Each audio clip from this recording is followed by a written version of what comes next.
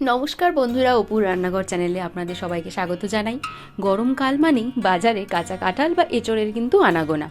আর শীত এখন অনেকটাই কমে এসেছে, গরম কিন্তু পড়তে শুরু করেছে। আর এঁচড় মানেই বাঙালির পাতে গাছ পাঠার ডালনা। আজ আমি আপনাদের সাথে শেয়ার করছি একদম পারফেক্ট কষা মাংসের স্বাদে এঁচড়ের ডালনার রেসিপি। রুটি, পরোটা বা গরম ভাতের সাথে এই রেসিপি একবার বানালে সবাই আঙুল চেটে খাবে। চলুন দেখে নিই আমার আজকের এই রেসিপি। আর তো দেখো, তার জন্য আমি এখানে নিয়ে নিয়েছি পেঁয়াজ, টমেটো, গোটা জিরে, শুকনো লঙ্কা আর চাল মগজ নিয়েছিলাম, আর কাঁচা লঙ্কা, আদা, রসুন একসাথে বেটে পেস্টটা করে রেখেছি। এবার আলু আমি ডুমডুম করে কেটে নিয়েছি, সেটা এবার আমি তেলে ভেজে নেব। তো তেলটা গরম হয়ে গেছে, তখন আমি আলুগুলো দিয়ে দিলাম।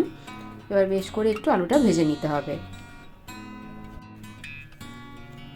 এখন এর মধ্যে দিয়ে দেব লবণ আর সামান্য হলুদ।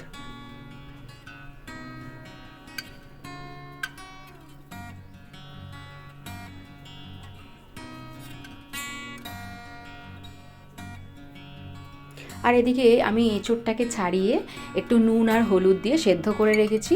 দেখো, সেদ্ধটা ঠিক এরকম হবে। তো এঁচোড় এখানে সেদ্ধ করে রাখা হয়েছে, আর আলুটাও মোটামুটি ভাজা হয়ে গেছে। এবার আমি আলুগুলোকে তুলে নিচ্ছি। এবার ওই তেলের মধ্যে আমি একটুখানি ওই এঁচোড় যেটা সেদ্ধ করে রেখেছিলাম সেটাকে আমি ভেজে নেব। তো সেদ্ধ করা এঁচোড়গুলো ওই তেলের মধ্যেই দিয়ে দেবো।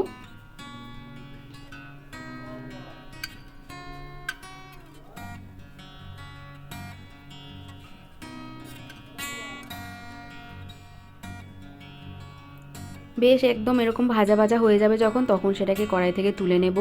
এবার অল্প করে তেলের মধ্যে আমি এখানে দিয়ে দিলাম দারচিনি ফোড়ন আর শুকনো লঙ্কা দুটো ফোড়ন দিচ্ছি, আর কিছুটা সাদা জিরে ফোড়ন দিয়ে দিলাম।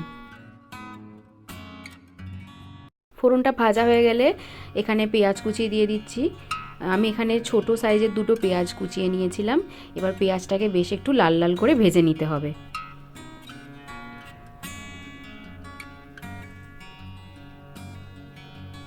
দেখুন, পেঁয়াজটা ঠিক এরকম লাল লাল হয়ে ভেজে এসছে যখনই, তখনই বুঝবো যে আমাদের পেঁয়াজটা ভাজা হয়ে গেছে।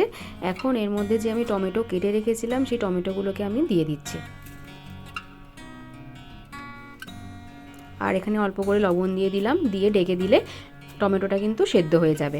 টমেটোটা দেখুন অনেকটা সেদ্ধ হয়ে এসেছে। এবার যে কাঁচা লঙ্কা, আদা, চারমগজ, রসুন বেটে রেখেছিলাম সেটা দিয়ে দিচ্ছি। দিয়ে এবার মশলার বাড়িটা ধুয়েও কিন্তু একটু জলের মধ্যে দিয়ে দেব। মশলা বাড়িটা ধুয়ে জল দিয়ে দিয়েছি। এবার হলুদ দিয়ে দিচ্ছি।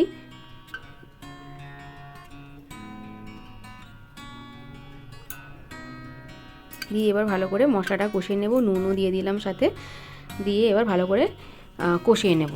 তো নুনটা একটু বুঝে দিতে হবে, কারণ এখানে আমরা আলু ভাজার সময়ও সামান্য লবণ ব্যবহার করেছি, আর এঁচোড়টাও কিন্তু লবণ আর হলুদ দিয়ে সেদ্ধ করে রেখেছিলাম। তো সেই হিসাবে কিন্তু লবণটা দিতে হবে। তো মশলাটা যখন এরকম ভাজা ভাজা হয়ে আসবে, দেখুন কড়াই থেকে প্রায় ছেড়ে ছেড়ে আসছে, তো এটাকে একটু কিন্তু জল দিয়ে দিয়ে বেশ কষাতে হবে। তা এখন আমি দিয়ে দিচ্ছি যে সেদ্ধ করে রেখে যে ভেজে রেখেছিলাম এঁচোড়টা, সেটা আমি এখন দিয়ে দিলাম। দিয়ে ভালো করে মশলাটার সাথে মিশিয়ে নেব।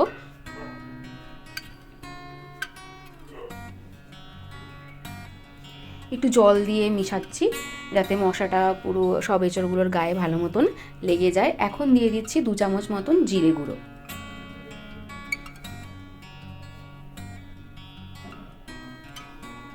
জিরে গুঁড়ো দিয়ে সামান্য জল দিয়ে ভালো করে মিশিয়ে নিয়ে কিছুক্ষণ ঢেকে চেপে রান্না করতে হবে। তো দেখুন এখন কিন্তু মশলাটা বেশ ফুটতে শুরু করেছে। এবার এটাকে একটুখানি মিডিয়াম আঁচে রেখে ভালো করে ভাজা ভাজা করে কষিয়ে নিতে হবে। তো এই পর্যায়ে দেখুন জলটা টেনে এসছে যখন, আমি ভেজে রাখা আলুগুলো দিয়ে দিলাম। দিয়ে এবার আবার একটুখানি জল দিয়ে কষিয়ে নেব আলুটার সাথে। তো এখানে আপনি একবারে একদম ঝোলের পরিমাণেই জলটা দিয়ে দেবেন।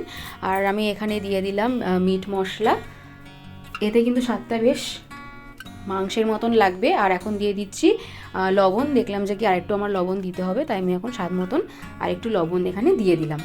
আর এখন দিচ্ছি চিনি, দিয়ে সামান্য চিনি দিয়ে ঢেকে রেখেছিলাম। ঢেকে আস্তে আস্তে কিন্তু এরকম কষাতে হবে। তো এরকম দেখুন আস্তে আস্তে যখন কষে আসবে তখন বুঝতে পারবেন যে তেলটা ছেড়ে আসলে যে আমার রান্নাটা প্রায় হয়েই এসেছে। তো এখন আমার একদম আজকের রেসিপি রেডি, এঁচোড়ের ডালনা বা তরকারি যেটাই বলুন। ভিডিওটি ভালো লাগলে অবশ্যই লাইক সাবস্ক্রাইব করে আমাদের সঙ্গে থাকবেন, আর আপনারাও কিন্তু সবাই ভালো থাকবেন।